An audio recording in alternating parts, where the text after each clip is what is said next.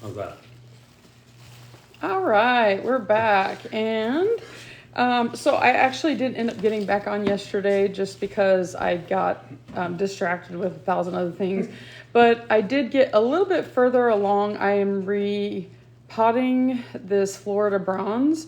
And it has, you can see, I don't know if you guys, as plant people, if you have like a certain like outfit that you work in, but this is my outfit. This is like what I would call my get dirty That's outfit. when I know That sounds work is kinda about weird. to be done. Yeah, when I see that dress. Yeah, you know work's gonna. You know I have like these. I don't even know what they're called. I need to find out the name. I learned the name of them, but they're kind of like nightgowns, but not nightgowns, and they're really comfortable. Those are usually what I wear when I go to sleep. You know work is done once I have those on. But what I'm doing for those of you joining in, I have a Florida Bronze that I actually propagated. Well, I bought as a propagation or a node, basically. And then it was questionable, therefore. It was. Yeah. It was very. And in the background is my husband. If you can't, no, it's a. Everyone can make sure everyone can hear you. So this I thought it was not going to live, but I got it for $15, and I also got variegated lipstick plant, which is really pretty. But I had this weird thought that, you know what, I don't want to pick all of the sphagnum moss out when I was trying to basically grow some roots on the Florida Bronze. And so like I ended up planting it with the sphagnum moss. And now, although it was doing okay, I don't like having all that sphagnum moss in there because I think what can happen is you can start to get root rot and things like that. And the Florida Bronze is looking okay, but I just really want to also separate. I might not be able to, but I might. I'm trying to separate the variegated lipstick plant from the Florida Bronze. I don't think that's going to happen, but you know what? Who knows? Maybe. Yesterday I had. Well, I'll show you guys real quick here. I planted a variegated, or one that I propagated. I planted a variegated burl marks. This is not a variegated one, but this is one that I did propagate. And look at those. Look at those. Isn't that crazy? The craziness that the burl marks in general, I mean, if I start to take it out, I hardly do anything with this thing. I probably will pot this up at some point soon. But what I did yesterday, which was pretty crazy, you should have seen it, is you see how uniform that those are. It was just basically taking the form of the cup. I basically took all of these on the other one and started kind of unwinding and and I only lost a little bit of roots, so I was very proud of myself. And I did that so then when I finally potted it up, that I'm not missing dirt in between here. So that's the reason why I did that. But isn't that crazy? I was just about to Craziness? ask why. Because I feel like no. I was just about to ask why. Like that makes sense. Yeah. So the same thing is kind of almost dirt. like if I just put this in a pot and it didn't have any dirt.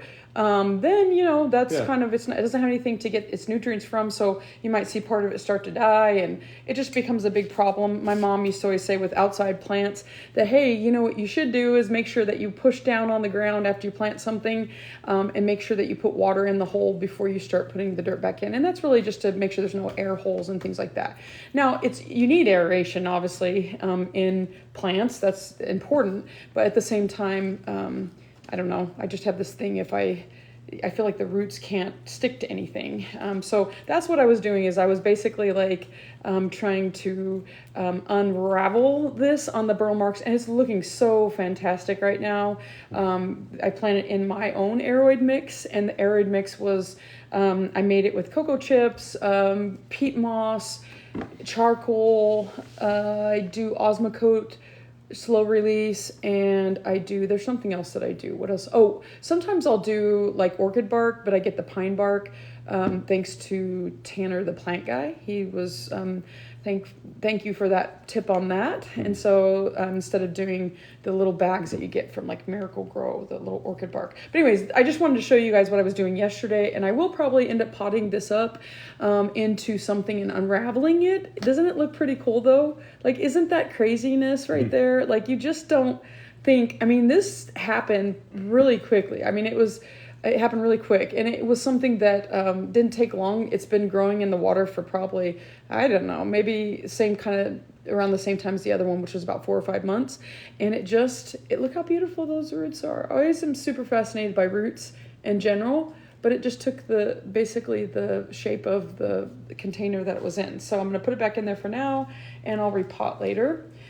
So kind of going back to, and here's another one. I'll show you another, not quite this is a Epiprimnum pinnatum variegated. And you can see kind of the roots in there. And I might have something else in there too. I don't know if I do or not, but roots are not as there's a lot. If you're going to grow, if you're kind of into hydroponics and you're going to grow in water, just know that your plant needs some nutrients. It's not getting the nutrients that it needs in the water. So unless you're putting those nutrients in there, but I've had plants, especially pothos, that grow for quite some time in just water because I'll forget about them. I don't know if you guys do that, but that happens sometimes and they do okay. But then you'll start seeing kind of some yellowing of leaves and things like that. But if you're big into traveling and you're kind of trying to decide, hey, how do I do this? I could maybe do a video. I want to do that at some point, do a video on traveling because I feel like we're all traveling just a lot more now. And I know we took a step, maybe do a video. I want to do that at some point, do a video on traveling because I feel like we're all traveling just a lot more now. And I know we took a step. I make my own aeroid soil, very airy, well-draining soil. They can go a lot longer without having to, water them. So that's kind of a nice thing. But you kind of know the ones that can't go as long without watering, like calatheas or calatheas, or however you want to say them. We say calatheas. And also any kind of oh gosh, I can't even think of the name of it right now, but I see it in my head. But anyways, so begonias, they need to be watered, but they can actually go quite some time depending on what kind of begonia you have. Begonias are just that crazy type. They prefer super high humidity, and they do prefer to be watered a little more often. But I mean, I have angel wing begonia that it doesn't, I don't water that thing very often at all. So don't tell and me. then and then it's crazy because even things like Tritiscantia, those can go some time without water. So there's so many different varieties of different kinds of plants. But think about your plants that will wilt the leaf really quickly and show you. Think about those that will tell you when they're watering, and you may need to set up some kind of system for those. Orbifolio. Yeah, the orbifolio, it's a calathea as well. So, but sometimes you can put like a pot underneath with some. I actually filled up a thing full of water. Some people may not recommend doing this. I did it and it worked great for mine, but I just put basically whatever ones that were kind of a little more susceptible to drying out. I put a whole pot of water underneath and then let it do its thing to soak things up. And it did fine. You can also do the water wicking, which you've probably seen that if you go to Lowe's or any kind of hardware store that has those little plastic things and then a rope underneath. That's how they do that for theirs to save their inventory basically. So if you're not into, if you're not sure what wicking is, maybe give me a heart or a thumbs up or something to let me know that you want a video on that, because I think that's a really cool way. There's another way that I do it, which is kind of basic hydroponics. I guess that's what it is, where I take the pot that I have and then, yeah, absolutely, Tuffy, you can, whatever, yeah. What questions do you have? Let me make sure first I didn't miss any other questions, because sometimes I get to going and I totally forget to answer questions. I'm really bad about that.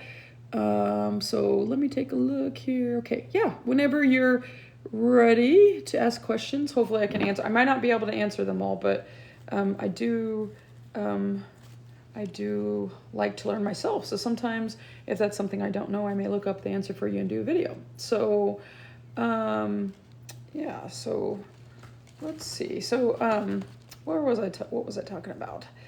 Now I'm trying to think what I was talking about. Oh, so when you're traveling, one of the ways that I found in general to help my plants be healthier is I will often have the pot itself, and then I'll get some kind of lower container where the pot on the top with the soil and all that can fit just enough into that container, preferably if it's a glass container.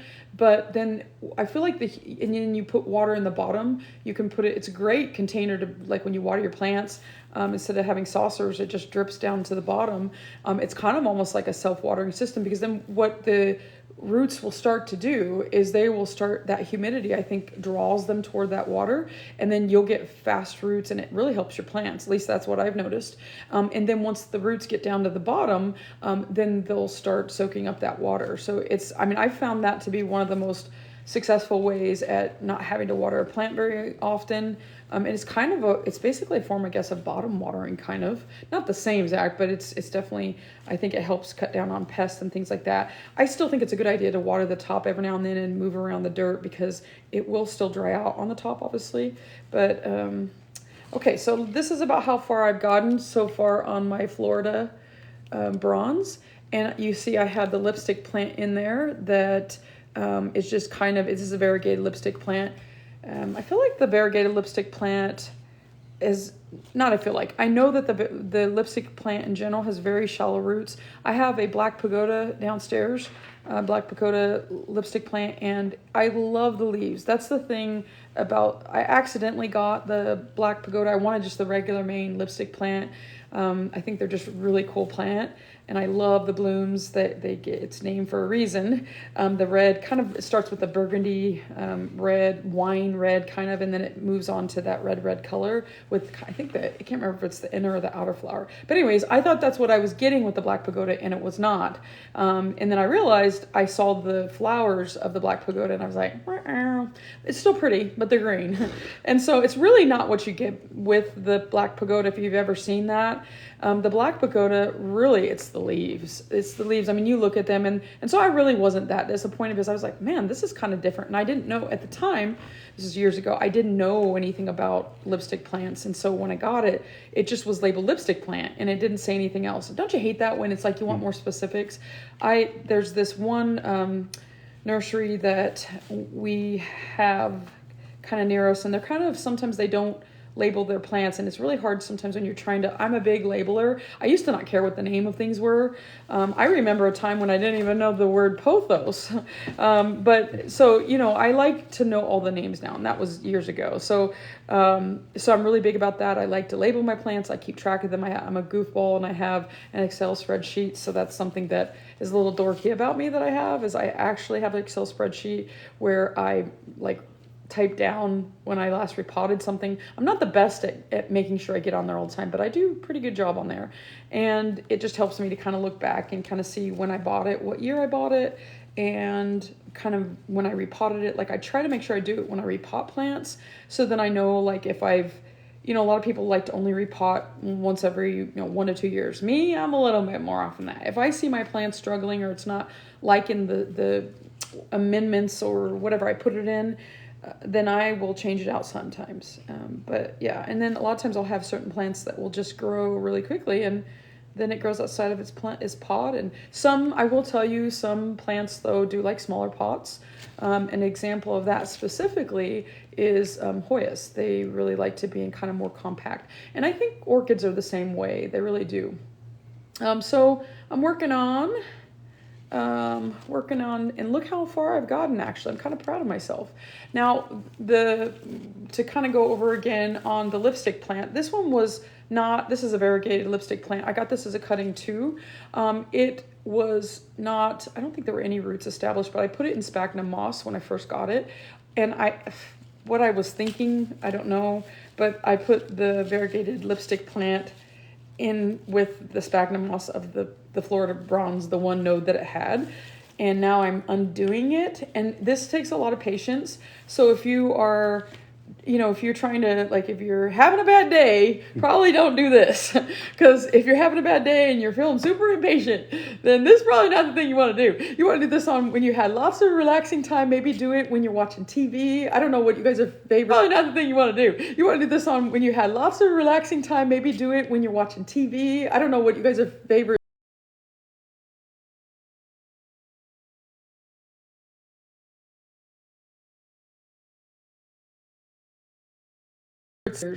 And then I was like, no. I don't really like any kind of series or anything like that. I don't really get into that, but when I get into it, I get into it. So, and I did. I love Daryl. Yes, you did. I love Negan. Negan's my favorite. And we end up watching that. I didn't like Negan obviously in the very beginning, but you start to see and understand Negan. Anyways, I don't know later on. But then the spin-offs that they had, they weren't that good. I don't really care for the spin-offs at all. I mean, I think Daryl's was probably the best spin-off, and then maybe. Rick and maybe, but I honestly didn't even pay attention to that one very well. We gotta watch that again. And then I did watch Breaking Bad. I didn't really like that though, but we did this in a matter of like a month or less, watching all seasons. Or what? Like, and we are not big TV watchers. No, that's the thing. No. Well, he had already watched a season of Walking Dead, and I was just like, man, I don't like gore. I don't like violence and stuff like that. I don't really care, but there's just something I think real psychological about Walking Dead. Socially psychological. Yeah, social psychology. I mean, that's my first degree is social psychology. So there were a lot of I think hidden meanings and things. I don't know. Maybe I'm making that all up just to make me feel better about watching. Or not hidden, 4 hours really at a time either. They were there. They were there. Yeah. I mean, and I even just thinking something like that can happen and. Yeah. I mean, not exactly, but some kind of virus or something like that. What would change us? I mean, we've all seen that in the last several years, how much stuff can change that you would never in a million years think that would ever change. And so it's definitely something that it was very fascinating to watch in ways. Mm-hmm. And then to see how one of the things that I think I learned more than anything from Walking Dead is that how greedy people can get. And especially when there's not a lot of something, how backwards people can get sometimes. And I would hope that I would be on the side of wanting to do good. I have much faith in myself that I would probably be one of the first dead ones. I think I probably would. So I probably shouldn't say that on here. But are you saying the only ones that would survive are Well, I mean, there's got to be some kind of self-preservation in all of that. You got to be a little bit probably greedy and selfish and not willing to sacrifice certain things. I mean, even Rick kind of was right. On Walking Dead, he was kind of someone that, I don't know. He had his own moral debates and stuff like that he had to do, ethical debates and stuff like that. Okay, so I can't believe that I got this far, but I took all the sphagnum off of, well, not all of it, but a lot. I mean, if you look down here, I've got just a ton. This is mixed with dirt too, but a ton here. That was difficult. And so, like I said, you don't want to be doing this. Oh, hey. It just unraveled all. So you can see this actually has a bigger root system. This is a lipstick plant. I'm excited to repot this one because it was I could tell it was not happy, but it almost looks like little fine hairs on the lipstick plant. And I think this actually has a not quite as shallow of a root system as the lipstick pagoda plant, black pagoda lipstick plant. But yeah, this seems like it has a little bit deeper roots. So yeah, so that's that. I can't believe I just did that. See, I'm talking to you guys and I feel so calm that I was able to do this in such small amount of time. I did this yesterday and I was like, So definitely don't do this if you're feeling impatient because it will probably rip off a lot of the roots. And if you lose some roots, that's okay too. Let me make sure I don't have any kind of comments that I miss. I don't see any, so I think we're good. And then let's see here. This is the Florida Bronze.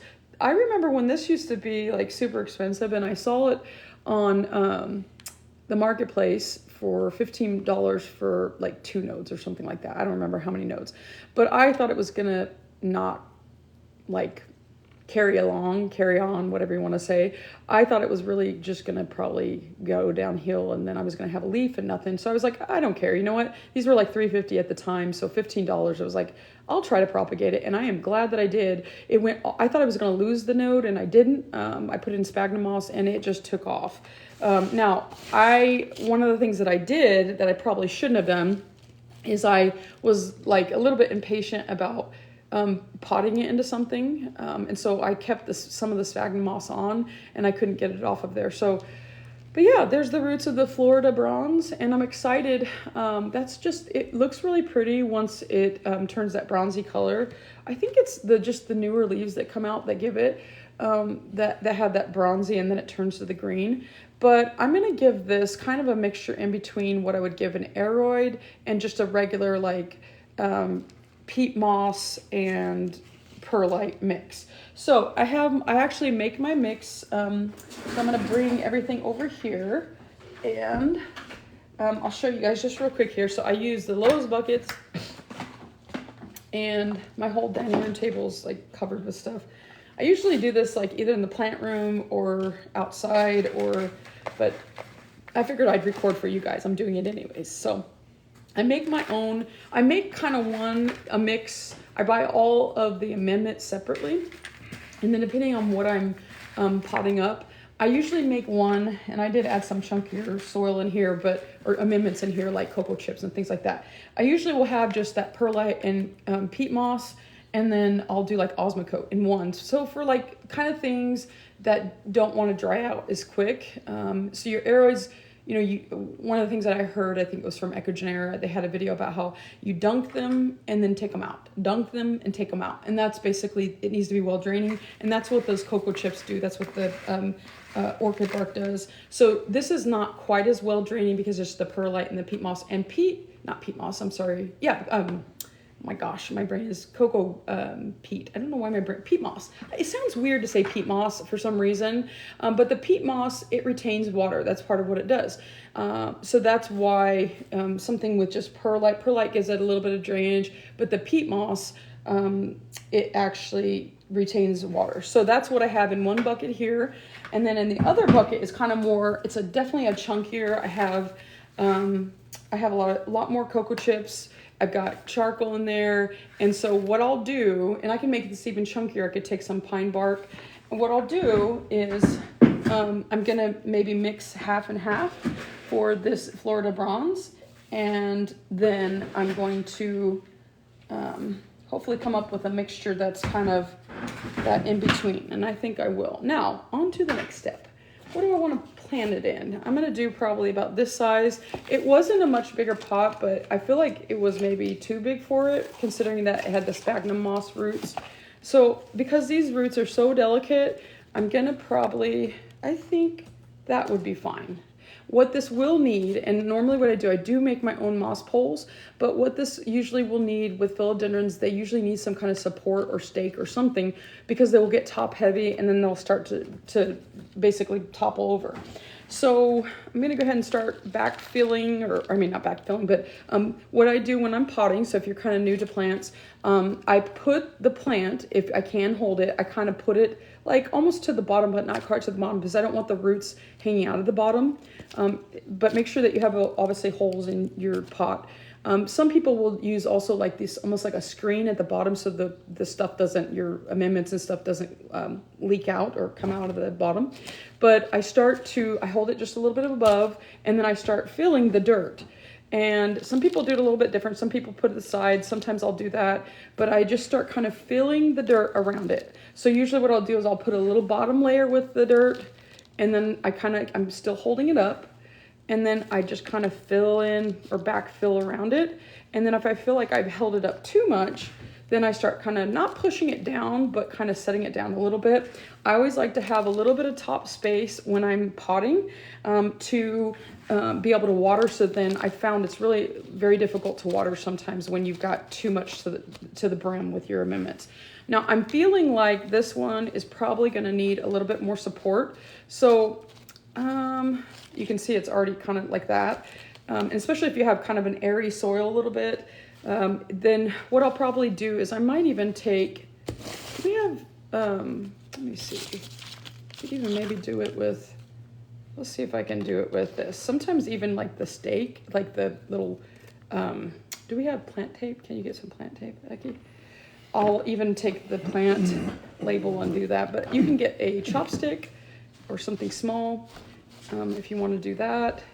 Probably what I'm going to do is I'm going to take the actual label there and I might kind of take one of the leaves or something like that and just attach it to there for now. But I can already tell that this is going to be a great little pot for, size pot for this. And I can already tell it's happier. Do you guys ever do that where you Oh, I know about that. Okay. Let's see here. I'm just looking here. Okay, so, and then, so what I do is kind of pat it down. I'm not pushing it down super hard, but I'm definitely, that looks pretty good. Do you guys think, what do you think about the repotted Florida Bronze? I think, and then I usually water it after that. So I know that this is definitely going to be, it's going to be happy in this for now, and then this is a great size pot, and then I'm just gonna, like I said, I'm gonna kind of, I could do a moss pole on this later. You know, Florida Bronze, I think, this probably is a crawler. If you guys know, comment below if it's a crawler, and let me know. The other thing that I like to do is I put my granules in. I don't have them here, but I have the bonide granules that I'll put in there, and then that will help with any pest. Also making sure to check your leaves before you start repotting. And then if there's any dirt, sometimes I'll reuse the dirt that I have, depending on how the dirt looks. If it's not been that long ago that I repotted, then I'll a lot of times use that dirt. But if it has any kind of pest, it's best not to reuse that dirt. I think Aki's got... Just grab a few pieces. Yeah, that's good. That is good. So I get this kind of tape. You can get them from your local hardware store. They're usable, see? Yeah. So, and this doesn't really need a ton of support right now because it's still a smaller plant. It is best if you kind of get it at where the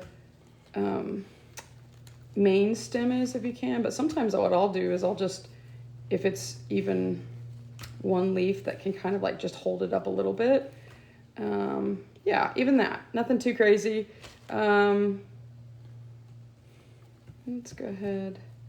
So I'm happy about that. I didn't think I was going to get that out that quickly. I don't know if I'm doing anything here.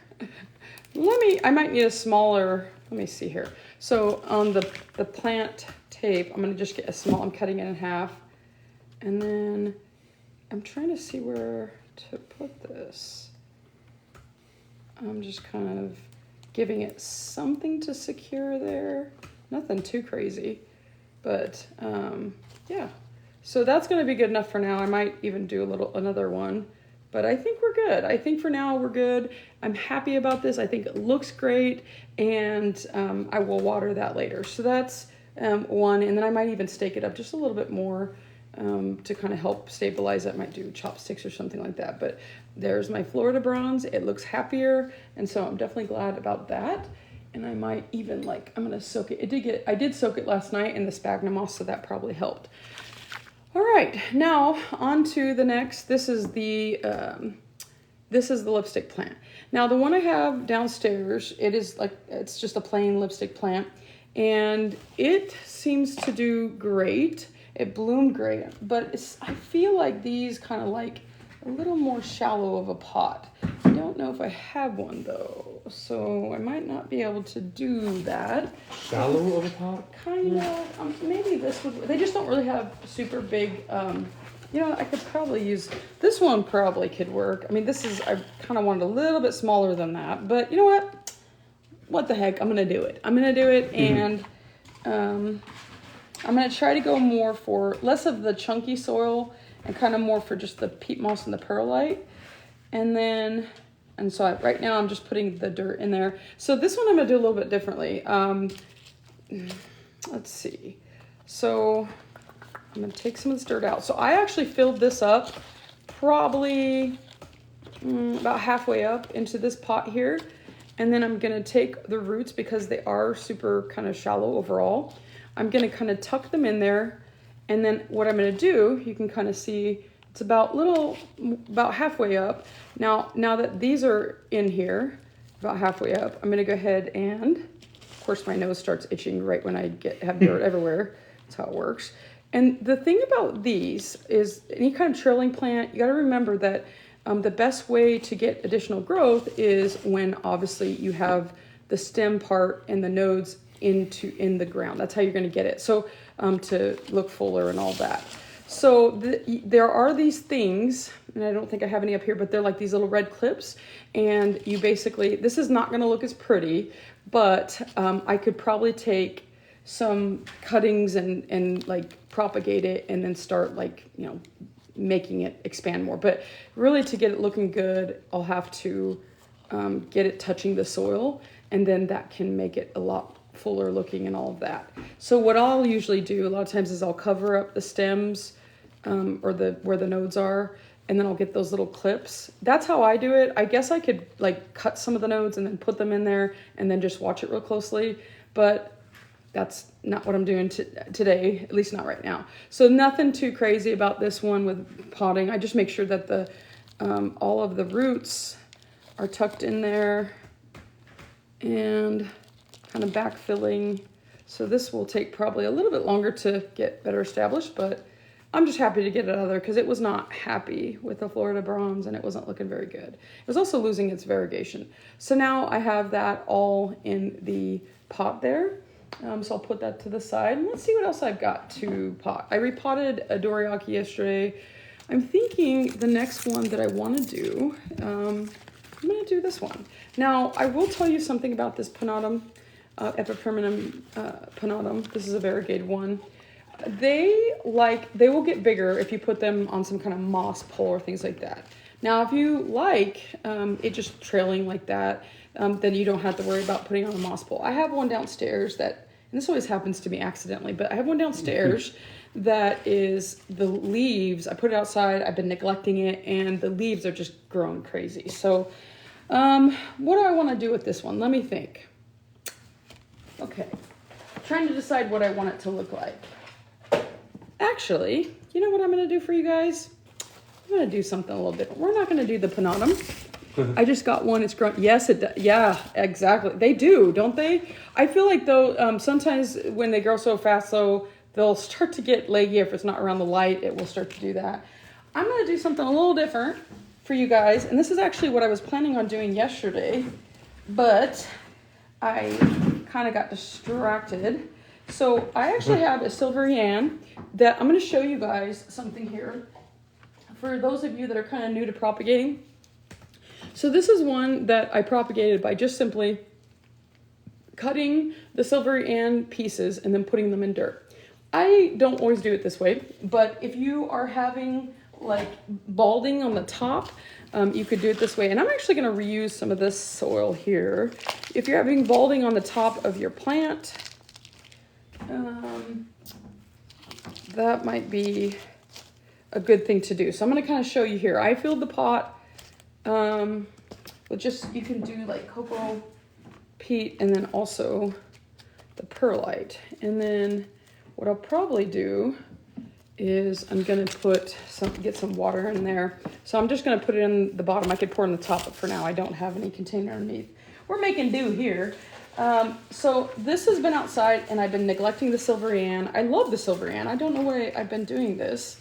And so this is Ecky's favorite. Yeah, it is. Silvery Ann is Ecky's absolute favorite. That's right. He loves the silvery Ann. I do. So the silvery Ann, the one way, just real quick here that I'll show you, that you can tell the difference between some of the other Scindapsus is that the tips will be super white or like, silvery. And like even that, you can see. And then it will do the kind of the swipe of the silver around the edges a lot more. You don't see that as much with some of the other varieties. You won't see that with the other varieties usually. So I'm going to show you guys how I how I basically can propagate. This is one way. You can do it with water, which is perfectly fine.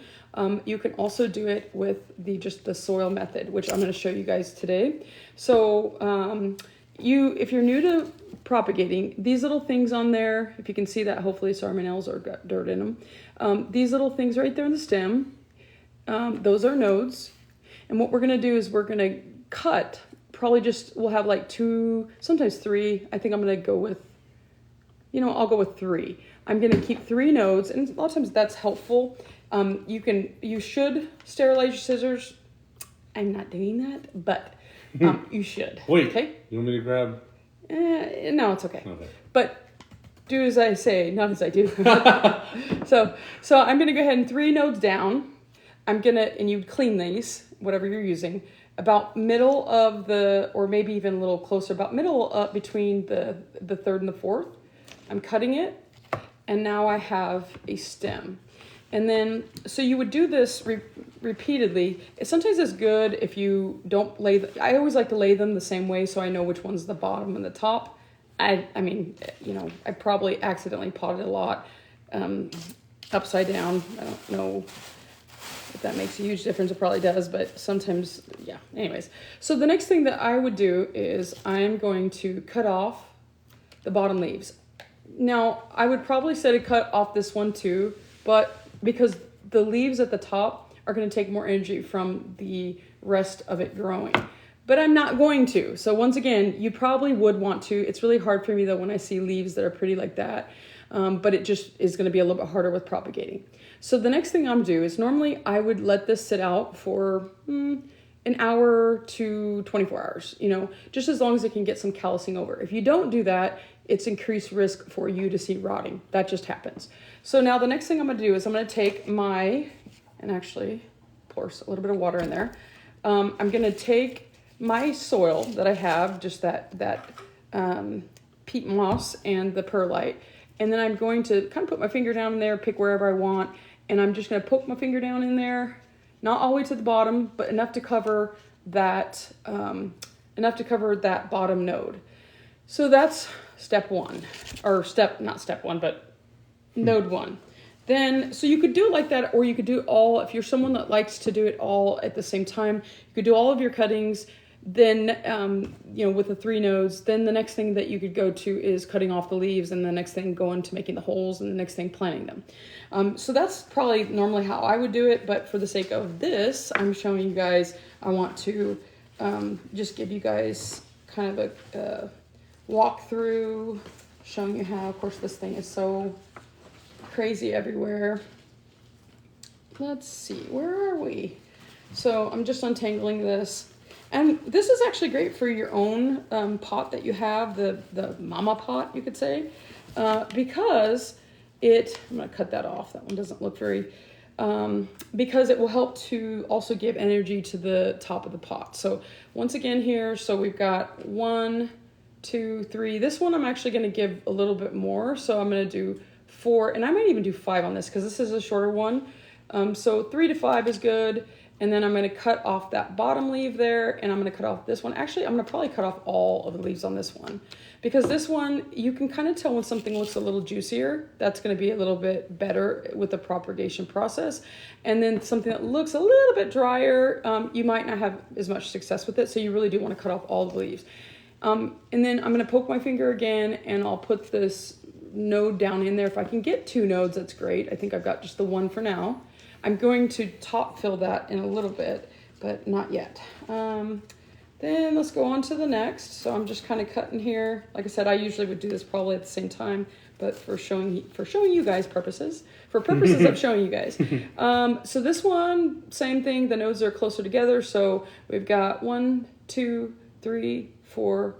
I think I'll do at the 4, in the middle of 4. So once again, 3 to 5, and I'm just going to cut those off. You really should cut probably pretty close to the base of the leaf, or I mean not the base of the leaf, but the and maybe I'll keep that on there just for the heck of it. So, and then pushing my finger in the soil, and it's good to have, if you have soil that is a little bit damp, that's very helpful a lot of times. So moving on to the next one. So you can kind of see that we're starting to get, and I could have done shorter than that. And sometimes it's just testing it out, trying it out, seeing how it works. So this one, I hope I didn't do that backwards.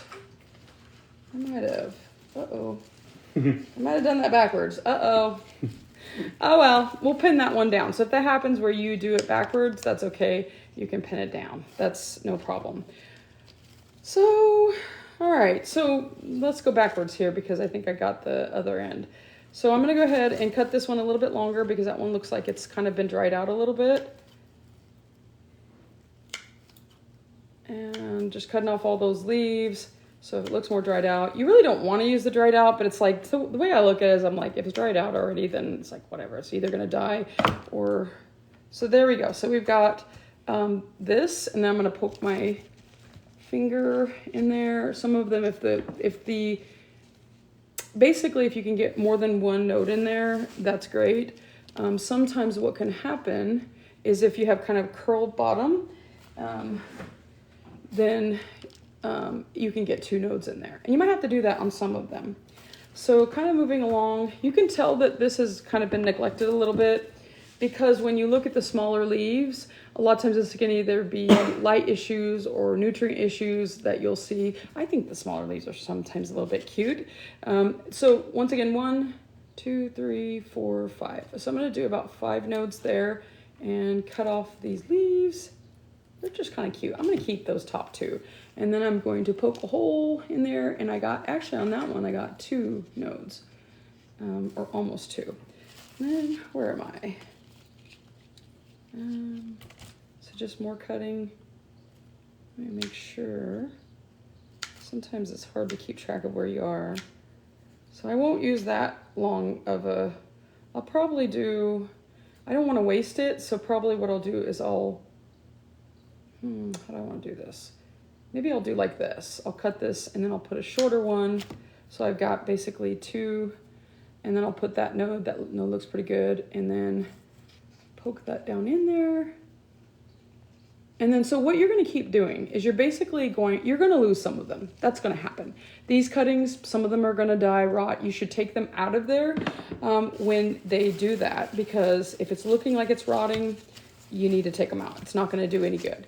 So that's going to happen. And one of the better ways to prevent that from happening, or one of the ways to prevent it from happening, is basically to let these dry out a little bit longer.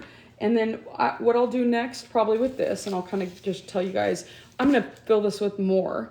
But the next thing that I normally would do is I would take a Ziploc bag, and then I put the Ziploc bag open still at the top, but around it. So it's almost like its own little greenhouse, and it keeps the humidity high. And then I keep that open, and then I make sure that I'm keeping the soil moist. The other thing that you can do, and I forgot to do this on the last one, you can get any kind of cup like this. This is just obviously not Quick Trip, but Come and Go cup. And you put water. I probably wouldn't put as close. I mean, because this is dry, the soil's dry, I'm okay with it being at the bottom like that, touching the pot. But normally you would probably want to have it just a little bit below the pot. That is going to also create humidity on that bottom. But be careful though, because once again, the more water that you have, it's kind of a fine balance. The more moist you have, more likely that you'll rot. And that's why that step of letting it basically like sit out and callus over for at least 1 hour is probably the best thing that you can do. But having that Ziploc bag, and then the roots and the nodes will start, to basically, things will start to grow downwards. And then you've got that humidity holding it up. So that's that. And then as far as filling it up, I try to fill it up all the way as much as I can. I would recommend, if you have, and like this one that I have, it was just outside, and I feel really bad that I neglected it so much. You know, it's just one of those things. When you got a lot of plants, sometimes it's easy. But that's what I'm doing this on here with you guys, is I'm repotting because I'm trying to take care of it, and I'm trying to make it happy. And when you cut off some of these stems, you're going to see your actual plant, the original plant, do a lot better. And so I'll probably stop there with that. And I will continue to fill this up all around until it's really full, and I'll put that Ziploc bag on. And then you definitely could do the cup at the bottom with the water, just make sure it's not touching the pot, and then just keep it moist but not soggy. That's important, because if you have it soggy, you're just going to rot it. So I would recommend having several different types. So maybe you could do one that just has the Ziploc bag and not the bottom cup, and then do another one that maybe, like, you know, doesn't have the Ziploc bag. I don't recommend that, but try different things out. That's how you learn. And so if you have a long string of something, trying different things out is important. The other thing I recommend, I put these usually under grow lights, but if you have somewhere like a windowsill, windowsills are great. They're absolutely great, but just make sure it's not like steaming hot right on it, because that can become a problem. What I'm going to do, the other thing, so I'm going to set this to the side. I'm going to just show you guys real quick. And so what it will do is you'll get this eventually. So that's, and this is kind of getting a little bit leggy because this was one that I just had, but it will fill out and it looks great.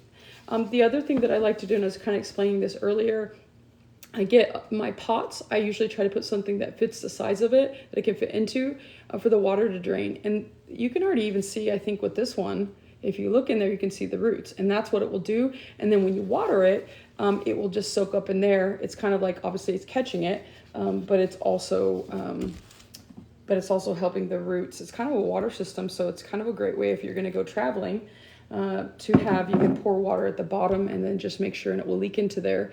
And this is just from like an ice cream or something like that. So I like that. I think that's a little hack for trying to, if you need to travel. And then you can see here where the root is, and I think it's great. I love it. So that's basically, you're going to get a full root system, as you can see on the bottom there, from something like this. And I used all the methods that I explained to you on this one. That's beautiful. And I could have probably put a little bit more in there, but you know, hey, it's good enough for now. That's what I'm planning on doing with this here. So this one's fully established. So, all right, well, I'm gonna go ahead and get off here for now, and I might be on here later. And make sure to follow along if you have any kind of plant questions, if you want specific videos and things like that. You guys take care.